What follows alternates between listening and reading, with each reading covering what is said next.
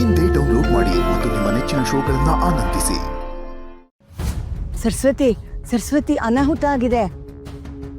ಯಾಕೆ ರತ್ನಮ್ಮ, ಏನಾಯ್ತು? ಅಯ್ಯೋ, ನಿಮ್ಮಪ್ಪ ನಿನ್ ಮದ್ವೆಲಿ ನಿನ್ ಕೊಡಕ್ಕೆ ಅಂತ ತಂದಿದ್ ಒಡವೆಗಳೆಲ್ಲ ಕಳ್ತನ ಆಗೋಗಿದೆ. ಪೆಟಾರಿಲಿದ್ದ 100 ಸೇರು ಚಿನ್ನ ಕಾಣೆ ಆಗಿದೆ. ಹೌದಾ? ಇದೇನಮ್ಮ ಇದು? ಇಷ್ಟು ಸಹಜವಾಗಿ ಹೌದಾ ಅಂತ ಕೇಳ್ತಾ ಇದೆಯಲ್ಲ. ಮನೇಲೆಲ್ಲ ಇದೇ ಸುದ್ದಿ, ಚಿನ್ನ ಹೋಗಿದೆ ಅಂತ ಎಲ್ಲರೂ ಚಿಂತೆಯಿಂದ ಕೂತಿದ್ದಾರೆ. ಸಂತೋಷ ಪಡೋ ವಿಚಾರಕ್ಕೆ ಚಿಂತೆ ಯಾಕೆ ರತ್ನಮ್ಮ? ಸಂತೋಷ ಪಡೋ ವಿಚಾರನ? ಇದೇನ್ ಸರಸ್ವತಿ ಈಗ ಹೇಳ್ತಾ ಇದೀಯಾ? ಲಕ್ಷಗಟ್ಲೆ ಬೆಲೆ ಬಾಳ ಬಂಗಾರ ಹೋಗಿದ್ದು ನಿನಗೆ ಸಂತೋಷನಾ? ಅಲ್ವೇ ಮತ್ತೆ, ಈ ಬಂಗಾರದ ಅಹಮಿಂದ ತಾನೆ ಅವತ್ ನಮ್ಮಮ್ಮ ಅವ್ರನ್ನ ಹೀಯಾಳಿಸಿದ್ದು. ಈ ಬಂಗಾರದ ಅಹಮಿಂದನೇ ತಾನೆ ನಿಶ್ಚಿತಾರ್ಥದ ದಿನ ನಮ್ಮ ತಂದೆ ಅವರಿಗೆ ಸವಾಲ್ ಹಾಕಿದ್ದು. ಹೋಗಿದ್ದು ಬಂಗಾರ ಅಲ್ಲ ರತ್ನಮ್ಮ, ನಮ್ಮ ಅಪ್ಪ ಅಮ್ಮನ ಅಹಂಕಾರ. ಅದಕ್ಕೆ ಸಂತೋಷ ಪಡ್ಬೇಕಲ್ವೇ, ದುಃಖ ಯಾಕೆ ಪಡ್ಬೇಕು? ಚಿನ್ನ ಅನ್ನೋದು ಬರೀ ಒಡವೆ ಅಲ್ಲ ಅಮ್ಮ, ಅದು ಆಪದ್ಧನ, ಕಷ್ಟ ಕಾಲದಲ್ಲಿ ಸಹಾಯಕ್ಕೆ ಬರುತ್ತೆ. ಅದಲ್ಲದೆ ಅದೆಲ್ಲ ನಿನಗ್ ಸೇರ್ಬೇಕಾಗಿರೋ ಚಿನ್ನ. ನಿಮ್ ತಂದೆ ಪ್ರೀತಿಯಿಂದ ಅದನ್ನೆಲ್ಲ ನಿನಗ್ ಕೊಡ್ಬೇಕು ಅಂತ ಕಷ್ಟಪಟ್ಟು ಕೂಡಿಟ್ಟಿದ್ದು. ನನಗೆ ಚಿನ್ನ ಬೇಡ ರತ್ನಮ್ಮ, ಚಿನ್ನದಂತ ವರನ್ನ ಹುಡುಕೊಟ್ಟಿದಾರಲ್ಲ ನನಗಷ್ಟೇ ಸಾಕು. ಅವರೇ ನನ್ನ ಚಿನ್ನ, ವಜ್ರ, ವೈಡೂರ್ಯ ಎಲ್ಲ. ಆಹಾ, ಎಂತ ಚಿನ್ನದಂತ ಜೋಡಿ ಅಮ್ಮ ನಿಮ್ದು.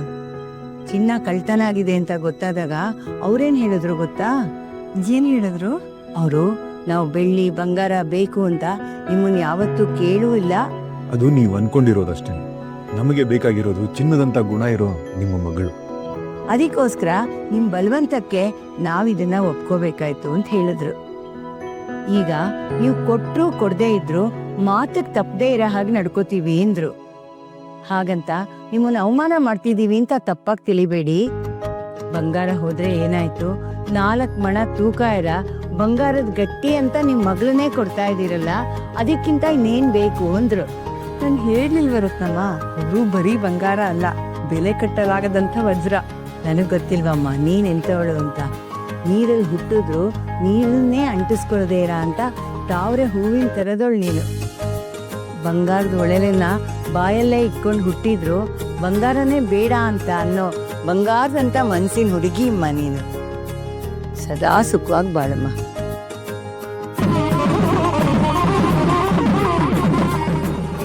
ಬೇಡ, ಇದೆಲ್ಲ ಬೇಡ. ಇದು ನನ್ನ ಸಣ್ಣ ಕಾಣಿಕೆ, ದಯವಿಟ್ಟು ನೀವು ತಗೊಳ್ಳೇಬೇಕು. ನನಗೆ ಒಡವೆ ವಸ್ತ್ರಗಳ ಮೇಲೆ ವ್ಯಾಮೋಹ ಇಲ್ಲ. ಅದಕ್ಕೋಸ್ಕರ ಬೇಡ ಅಂತಿದ್ದೀನಿ ಹೊರತು ನಿಮ್ಮ ಹತ್ರ ತಗೋಬಾರ್ದು ಅಂತ ಅಲ್ಲ. ಅದೇನೋ ಚಿಕ್ಕ ವಯಸ್ಸಿಂದನೂ ಅವನಿಗೆ ಒಡವೆಗಳ ಬಗ್ಗೆ ಮೋಹನೇ ಇಲ್ಲ.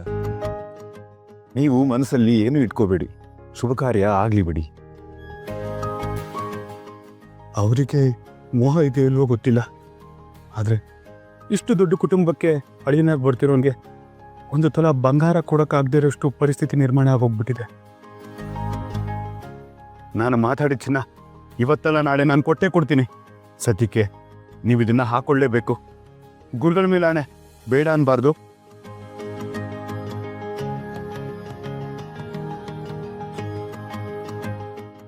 ವೆಂಕಟನಾಥ, ಹೆಣ್ಣು ಕೊಟ್ಟು ಮಾವ, ಕಣ್ಣು ಕೊಟ್ಟು ದೇವರಿಗೆ ಸಮಾನ. ಅವ್ರು ಏನೇ ಕೊಟ್ಟರು ಅದು ನಿನಗೆ ಆಶೀರ್ವಾದನೆ. ಬೇಡ ಅನ್ಬಾರ್ದಪ್ಪ, ತಗೋ. ವೆಂಕಟನಾಥ, ನಿನಗೆ ಒಡವೆ ಇಷ್ಟ ಇಲ್ಲ ಅಂದರೆ ಮದುವೆ ಮುಗಿದ ಮೇಲೆ ಪಿಚ್ಚಿಟ್ರಾಯ್ತು.